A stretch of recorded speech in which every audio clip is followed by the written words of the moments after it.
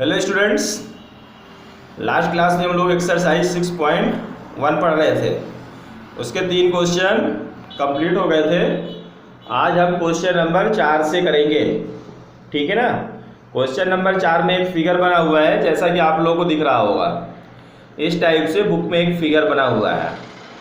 हमको प्रूफ करना है कि जो आपको ए बी दिख रहा है, ये क्या है, एक रेखा है। ये हमको प्रूफ करना है कि ए बी एक रेखा है, ठीक है। हमको इस तरह से फिगर दिया हुआ है, एक ए बी लाइन है कि नहीं, इससे मतलब नहीं, इस तरह से कोण दिए हुए थे और हमको प्रूफ करना था कि ए बी क्या है, कि एक रेखा है। तो रेखा प्रूफ करने के लिए करना क्या पड़ेगा, उसमें लिखा हुआ है सवाल में कि सिद्ध कीजिए कि ए ओ बी रेखा को आप ऐसा भी पढ़ सकते हो, ए बी लिखा हुआ है, ए बी पढ़ दो, या इसी के बीच में बिंदु कोई दिया हुआ है तो ए ओ बी पढ़ लो। जैसे मैं कपिल भी हूँ, कोई कपिल वर्मा भी बोल दिया, कोई दिक्कत नहीं, मैं ही कहलाऊंगा ना। तो बिल्कुल सेम इस तरह से ये है, ठीक है ना। आप ए बी भी पढ़ सकते हो, ए ओ बी भी पढ़ सकते हो। तो हमको ये प्रूफ करना है कि ये एक रेखा है। अब रेखा को रेखा प्रूफ करने के लिए क्या करना पड़ेगा भाई? रेखा को रेखा प्रूफ करने के लिए रेखा के पास आधार कार्ड तो है नहीं कि दिखा दिया ये मेरा आधार कार्ड है और मैं रेखा हूं, ऐसा नहीं है। तो जैसे ये एक रेखा दी हुई है, ठीक है, और कुछ भी दिया हुआ है, फिगर दिया हुआ है, हमको प्रूफ करना है कि ये रेखा है भाई। तो रेखा की डिफिनीशन नहीं देना है कि इसको इधर उधर बढ़ाने लगो, ठीक है ना, कि बता दो कि यूक्लिड के ऑक्सियम से पता चल जाता है कि रेखा है। इस पर हम एक दूसरी रेखा इस तरह से खींचते हैं, ठीक है ना। अब अगर इन दोनों कोणों का योग, ये रेखा इधर से इतना कोण बनाती है, इस साइड से इतना कोण बना रही है, ठीक है। अगर इन दोनों कोणों का जो सम है, योग है, वो 180 अंश हो जाए। इन दोनों कोणों का जो सम है वो कितना हो जाए, 180 अंश। तो हम कहेंगे कि ये रेखा है। ये कौन सी बात हुई कि इस दोनों कोणों का योग 180 अंश हो जाए तो रेखा कहते हैं। लीनियर पेयर्स ऑफ एंगल्स, इसके डेफिनेशन में मैंने आप लोगों को पहले बताया था कि जब दो कोणों का योग 180 अंश हो तो वो क्या कहलाती हैं, लीनियर पेयर ऑफ एंगल्स कहलाते हैं।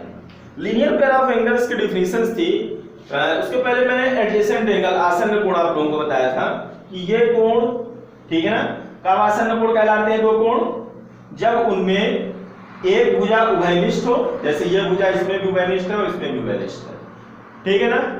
फिर मैंने बताया था लीनियर पेयर्स के लिए कि लीनियर पेयर कब कहलाएंगे, जब ये इस तरह से हो जाए, ठीक है। ये जो कोण बनाने वाली दूसरी भुजा हुआ एकदम सीधी हो जाए, एकदम एक रेखा बना ले, ठीक है ना। तो इसका मतलब अगर इन दोनों कोणों को हम प्रूफ कर दें कि 180 अंश है, तो लीनियर मतलब रैखिक, रैखिक मतलब रेखा पर बनने वाले, पेयर्स मतलब दो कोण, ठीक है ना। तो जब इन दोनों कोणों का योग 180 अंश होगा तो ये रेखा कहलाएगी, ठीक है ना। तो हमको यही प्रूफ करना है कि इन दोनों कोणों का योग चाहे इन दोनों कोणों का योग प्रूफ कर दें कि 180 अंश है, तो फिर वो क्या कहलाएगा, रेखा कहलाएगा। उसके लिए कुछ गिवन दिया हुआ है, उसको लिख लेते हैं। दिया है x plus Y equal to W plus Z, ये दिया हुआ है x plus Y equal to W plus Z, इतना दिया हुआ है, ठीक है। हमको प्रूफ क्या करना है,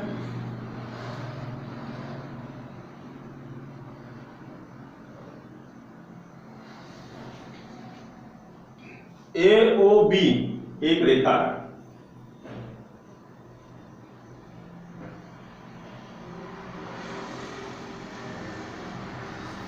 ठीक है। देख लेते हैं कैसे इसको प्रूफ करेंगे, ठीक है। चूंकि हमको ये दिया हुआ है, इसको ले लेते हैं, ऐसा लेते हैं।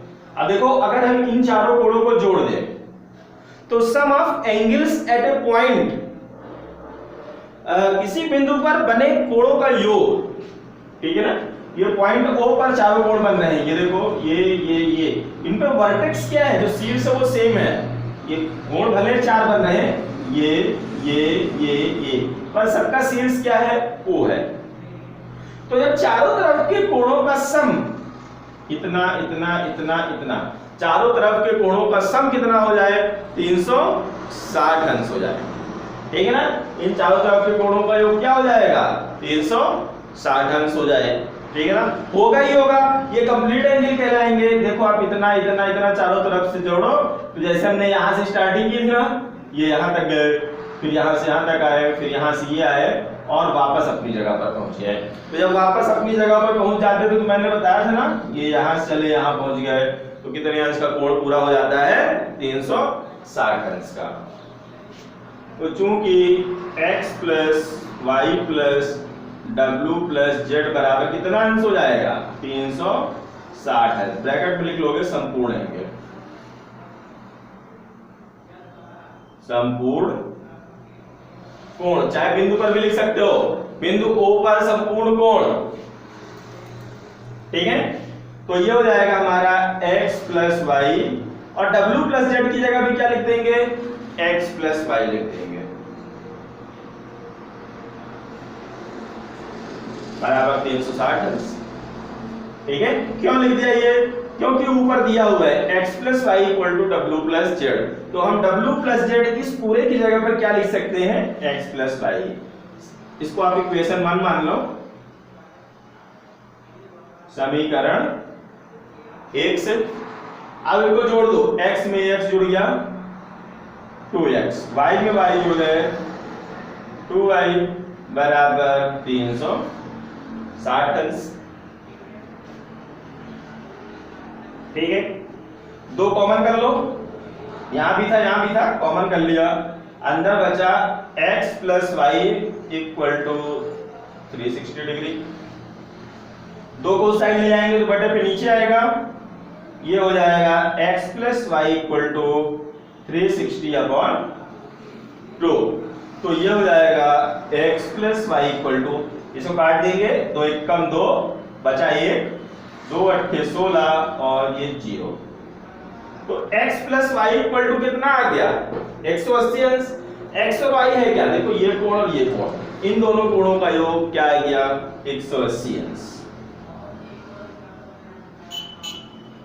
लिख सकते हैं BOC, x की जगह BOC लिख दिया, plus angle COA equal to 180 अंश। ये देखो, ये इतना x से इतना y, इसकी जगह हमने एंगल लिख दिया है। ठीक है, और ये है क्या, लीनियर पेयर्स ऑफ एंगल्स, रैखिक युग्म के कोण लिख सकते हो।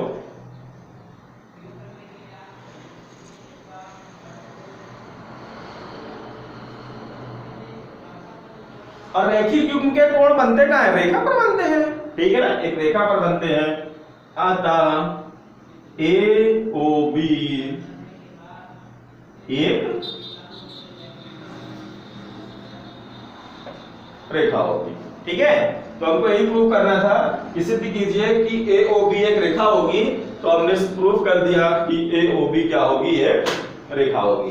ठीक है ना, चलिए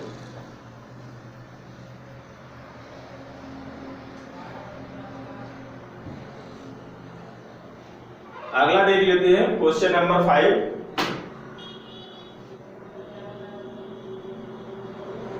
फाइव नंबर दिया हुआ है, इस पे भी एक फिगर बना हुआ है, फिगर को ड्रा कर लेते हैं। कुछ इस तरह से है, ये आपको एक रेखा PQ दिख रही है,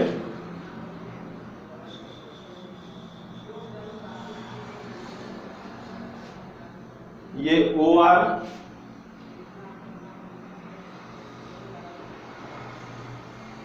ये हो जाएगा हमारा OS,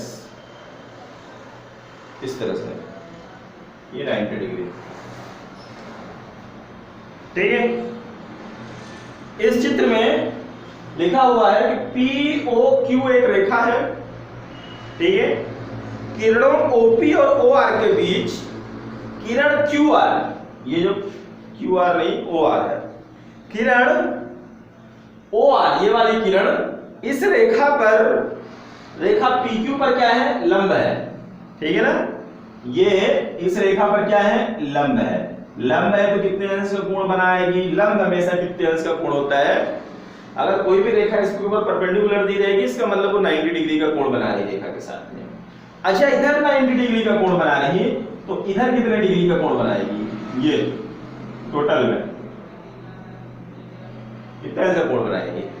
इधर भी 90 का ही बनाएगी ना, क्योंकि दोनों कोणों का योग इधर और इधर कितना, ये रेखा हो गई, और रेखा पर यदि ये बस रहती तो दोनों तरफ के कोणों का योग कितना होता है? 180 अंश। अभी हमने प्रूव किया ना, ये 180 अंश है तो रेखा है, और यदि POQ रेखा है तो फिर इन दोनों कोणों का योग निश्चित तौर से कितना होगा? 180 अंश होगा।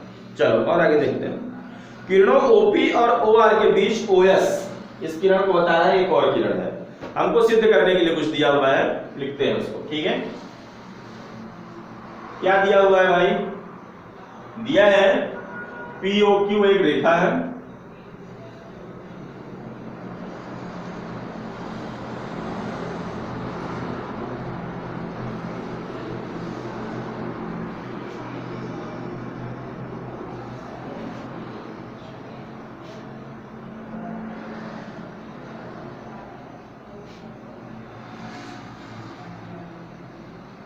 किरण OR रेखा PQ पर क्या है? लंब है। ये जो इतनी चीज लिखी हुई है इसको हम गणित की भाषा में लिख सकते हैं, जैसे हिंदी की भाषा में लिखी है ना, तो इसको हम गणित की भाषा में क्या लिख सकते हैं? इस तरह से OR लंब PQ। ये जो OR है PQ पर क्या है? लंब है, ये लिखा हुआ है ना, OR रेखा PQ पर लंब है, ऐसा भी लिख सकते हैं, एक ही चीज है। ठीक है, तथा OS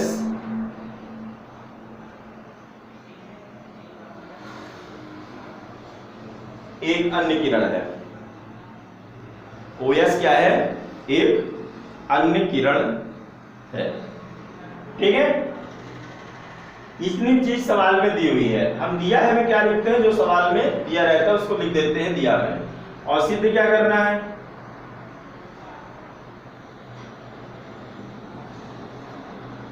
सिद्ध आपको करना है कोण ROS बराबर, ROS कहां पे? ये कितना कोण?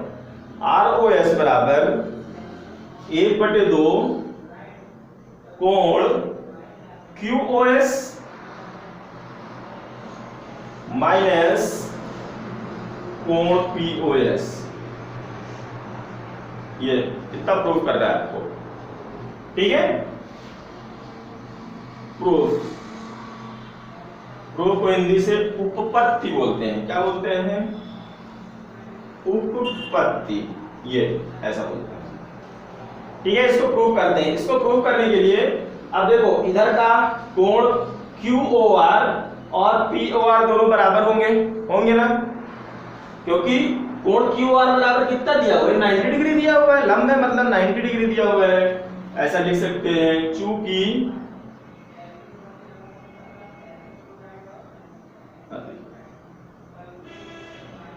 OR लंब है किस पर? PQ पर, अतः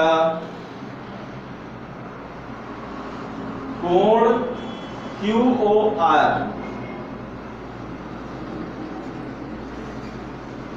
बराबर 90 डिग्री। तो जब ये लंब है तो इधर के लिए लंब है, तो इधर के लिए भी लंब है, तो इसका मतलब POR बराबर भी क्या हो जाएगा? 180 अंश हो जाएगा, तथा कोण POR बराबर भी क्या हो जाएगा? 90। दोनों 90 के हो गए। ठीक है, तो अर्थात ये दोनों कोण क्या हो जाएंगे? बराबर हो जाएंगे। कोण QOR बराबर कोण POR, दोनों 90 के अंश के हैं ना, इसका मतलब दोनों बराबर है। अब देखो, कोण QOR इतना कोण है ना, QOR इतना कोण, इतने कोण को हम इस तरह से भी लिख सकते हैं, इसकी जगह पे कोण QOS माइनस कोण ROS, ऐसा लिख सकते हैं। क्यों लिख लिया भाई? देखो, ये क्या लिखा हुआ है? कोण QR लिखा हुआ है, मतलब इतना लिखा हुआ है। ठीक है, इतने कोण की बात हो रही है। और मैंने क्या लिख दिया, QoS। QoS का मतलब ये पूरा, QoS का मतलब क्या हो गया, ये पूरा हो गया इतना, ठीक है। और इस पूरे में इतने को जब हम हटा देंगे, ये पूरे में जब हम इतना हटा देंगे तो इतना ही ना बचेगा, QoRA ना बचेगा। आई बात समझ में? क्या लिखा हुआ है, ये लिखा हुआ है QoS, मतलब यहां से ले करके यहां तक, ठीक है। अब माइनस इतना, मतलब इतना हमने इससे हटा दिया, माइनस का मतलब हटा दिया, हटा दिया तो कितना बचा, इतना बचा, तो वही चीज तो लिखी हुई है, ठीक है। ऐसा हम इसको लिख सकते हैं, क्यों लिख रहे हैं, ताकि ऐसा प्रूफ हो जाए, ठीक है। इसी तरह से POR को भी हम लिख सकते हैं, क्या लिख सकते हैं, POR को लिख सकते हैं भाई POS कोण, POS इस POR की जगह पे लिख रहे हैं, POS मतलब इतना, और प्लस कोण ROS इतना, इधर वाले को माइनस में लिखा इतना, और इधर वाले को कितना, देखो इतना और इतना हम जोड़ देंगे तो पूरा ना हो जाएगा। अब पूरा मतलब POR, तो यही चीज तो लिखी हुई है, तो हम पूरे की जगह पे ये इतना और इतने का सम कर सकते हैं, ठीक है। चलिए ROS को उधर लेके जाते हैं, और चाहे ROS को इधर लेके आओ, एक ही बात है। चलो बट उधर लेके जाएंगे तो बार बार 3-5 नहीं करना पड़ेगा। ये हो गया कोण QoS, इस POS को बराबर किधर ले आएंगे तो माइनस में हो जाएगा, माइनस कोण POS बराबर, देखो ROS उधर पहले से है, ये माइनस में थी, इसको उधर ले गए तो प्लस ROS, तो ये हो जाएगा हमारा कोण QoS 2 कोण ROS, ठीक है, 2 कोण ROS। अब हम क्या करेंगे, 2 को इधर लाएंगे तो बटे पे आ जाएगा, इधर 2 गुणे में है ना, ये ROS जुड़ गया, 2 ROS हो गया। अब 2 को बटे पे लाएंगे तो इधर आ जाएगा,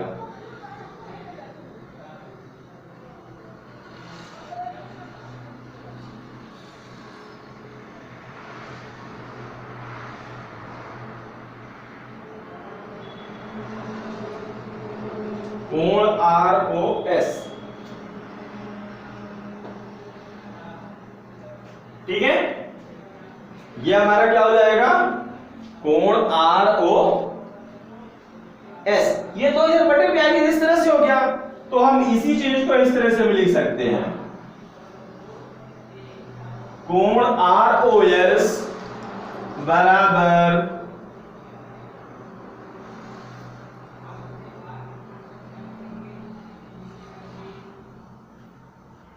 1/2 माइनस कोण POS, और यही आप देखोगे प्रूफ करना था, कोण ROS बराबर 1/2 कोण QoS प्लस कोण POS, ये हेंस प्रूव्ड, सिद्ध हो गया है, और यही चीज हमको सिद्ध करनी थी, ठीक है।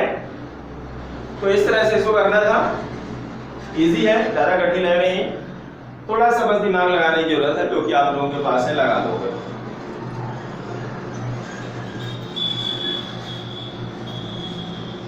एक आखिरी क्वेश्चन दिया हुआ है, क्वेश्चन नंबर 6, यह दिया हुआ है कि XYZ बराबर 64, कोण XYZ, एक कोण बना लेते हैं भाई 64 अंश का, ये मान लो लगभग 64 डिग्री का हमने कोण बना लिया है। कोण का क्या नाम है, X, Y और Z, ठीक है। गिवन है, given that angle XYZ equal to 64 and XY extend to at point P, ये जो XY है इसको प्रोड्यूस किया गया है, बढ़ाया गया है, ये जो XY इतना दिख रहा है इसको बढ़ाएंगे तो उधर ही ना जाएगा, उस तरफ को बढ़ाया गया XY, अगर YX कहता तो इधर को बढ़ाते, XY मतलब उधर को बढ़ाया गया। चलो बढ़ा दो भाई इसको भी। मान लो ये बिंदु P तक हमने बढ़ा दिया एक्स वाई को। X Y produce to at a point P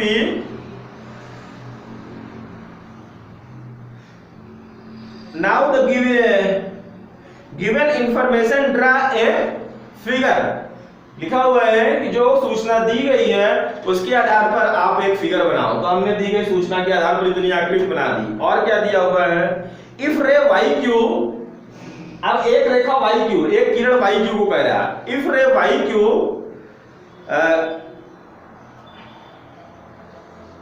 कोण जेड वाई पी को, एंगल जेड वाई पी को, इफ रे वाई क्यू, एक किरण Y Q angle Z Y P को बाइसेक्ट करती है। If ray Y Q bisect angle Z Y P, ये इस तरह से है, इसको बाइसेक्ट करती। बाइसेक्ट मतलब समान दो भागों में विभाजित करती है। जितना इधर का कोण है उतना ही ये कोण है। ठीक है, समद्विभाजित, सब समान द्विभाजित दो भागों में विभाजित करती है। तो X Y Q, X Y Q मतलब इतना कोण, ये इतना X Y Q and reflexive angle Q Y Q के वैल्यू निकालनी है। Then find the value angle X Y Q, X Y Q मतलब इतने angle and reflexive Q Y P, ये नहीं निकालना है, क्यू वाई पी इतना नहीं निकालना है, रिफ्लेक्सिव मतलब इसके पीछे से ऐसे इतना निकालना है। ठीक है, तो सबसे पहले गिवन क्या है, दिया है हमको एक एंगल दिया हुआ था, angle X Y Z equal to 64 degree. ठीक है, now X Y produce to at a point P, X Y को बिंदु P तक, एक्स वाई को बिंदु P तक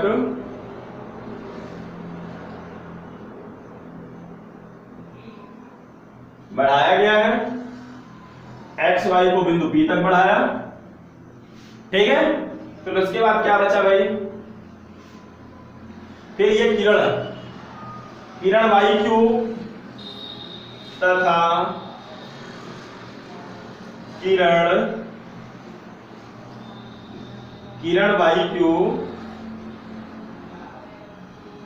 वाई क्यू कोण जेड वाई पी को समद्विभाजित करती है।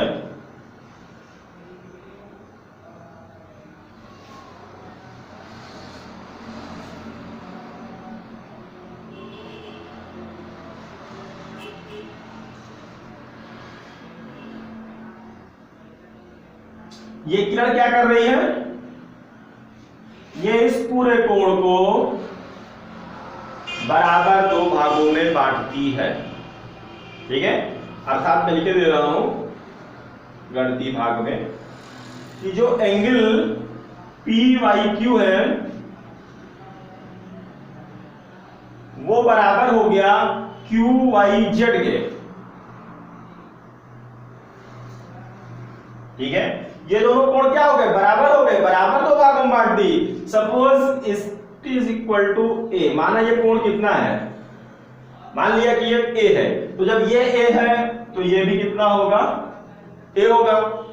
क्यों, क्योंकि भाई बराबर है नहीं है दोनों, तो जब ये ए होगा तो ये भी ए होगा। ठीक है ना, इसने क्या किया कि इस पूरे कोण को दो भागों में बांट दिया, इतना इतना, और समान समान है, इक्वल इक्वल है। ठीक है, चलो सिद्ध करना है।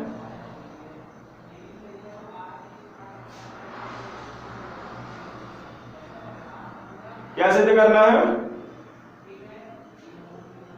नहीं याद करना है, इसको सिद्ध नहीं करना है, याद करना लिखेंगे।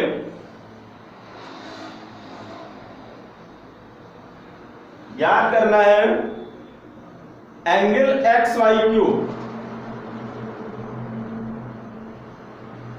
ये, और रिफ्लेक्सिव प्रतिवर्ती तथा प्रतिवर्ती कोण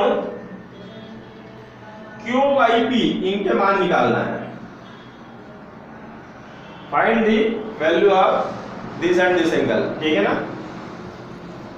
तो इसको गणना बोलेंगे या कैलकुलेशन बोलेंगे, कुछ भी लिख सकते हो, क्योंकि प्रूफ तो है नहीं, कैलकुलेशन या गणना, ठीक है।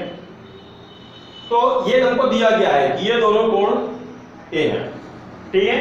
ये एक्स वाई एक रेखा थी, इसको और आगे तक बढ़ा दिए, मतलब ये पूरी रेखा हो गई। जब ये पूरी रेखा हो गई तो ऊपर वाले इन सारे कोण क्या हो जाएंगे, ये लीनियर पेयर्स ऑफ एंगल्स हो जाएंगे। लीनियर पेयर्स ऑफ एंगल, दो से ज्यादा कोण पेयर्स ऑफ एंगल हो गए, और इन सारे कोणों का सम क्या हो जाएगा, 180 अंश हो जाएगा। चूंकि एक्स वाई एक रेखा है, since xy is a line, then या hence अतः कोण xyz प्लस कोण qyz प्लस कोण pyq बराबर 180 डिग्री। हाउ, ऐसे हो गया भाई, ये वही हो गया लीनियर पेयर्स ऑफ एंगल, ठीक है, लीनियर पेयर ऑफ एंगल, ठीक है, रैखिक युग्म के कोण हो गया, ठीक है ना, इसके कारण ये, ठीक है। अब एक्स वाई जेड बराबर क्या है भाई, 64 डिग्री दिया हुआ है, क्यू वाई जेड और पी वाई क्यू दोनों किसके बराबर हमने मान लिए, ए प्लस ए बराबर 180। 64 उधर ले जाते हैं, ए और ए जुड़ जाएगा तो 2a बराबर 180। ये क्या लिखा हुआ भाई, इक्वल टू था ये, इक्वल टू 180, ठीक है। a और a 2a और इसको साइड लेके जाएंगे तो -64, तो ये हो जाएगा 2a इक्वल टू 10 में 4 घटाएंगे 6, 7 में 6 घटाएंगे 116, तो a इक्वल टू हो जाएगा 116/2। तो a बराबर यहाँ पे क्या आ जाएगा, 2 पंचे 10 और बचा 1, 2 अट्ठे 16, ठीक है ना। तो a बराबर क्या हो गया, 58 हो गया, ठीक है। a बराबर हमारा आ गया 58। निकालना क्या था हमको, एक्स वाई क्यू, तो एक्स वाई क्यू मतलब ये पूरा, एक्स वाई क्यू पूरा, तो पूरे के लिए हम क्या करेंगे, इसको और इसको जोड़ देंगे, ठीक है। ये 64 है और ये कितना था, a, और a की वैल्यू कितनी आ गई, 58 हो गई, ठीक है। अतः कोण X Y Q equal to, ये जो हमको निकालना था, ये पूरा ये हो जाएगा X Y Z plus Z Y Q. X Y Z 64 हो गया और जेड वाई क्यू था a, तो 64 प्लस a की वैल्यू 58, तो इसकी जगह हमने लिख दिया 58। तो ये हो जाएगा आपका 8 4 12, 6 5 11 और 1 12, 122 अंश। एक्स वाई क्यू बराबर क्या आ गया, 122 अंश, ठीक है। इधर का मैं कुछ मिटा देता हूं, तब तो आगे भी और निकालना है ना, ये दूसरा निकालना है, reflexive X Q Y P, Q Y P, इसका रिफ्लेक्सिव निकालना है। वैसे अगर क्यू वाई पी बस निकालना होता तो वो कितना है, वो a है, क्यू वाई पी कितना है, a है, और a की वैल्यू कितनी आ गई, 58। तो यहां से हम प्रतिवर्ती भी निकाल सकते थे, यही मिटा देते थोड़ा सा, ठीक है। क्या निकालना है हमको, प्रतिवर्ती, तथा इतना निकाल लिया ना, तथा प्रतिवर्ती कोण Q Y P equal to प्रतिवर्ती reflexive angle Q Y P तो रिफ्लेक्सिव क्या हो जाएगा 360 माइनस एंगल QYP।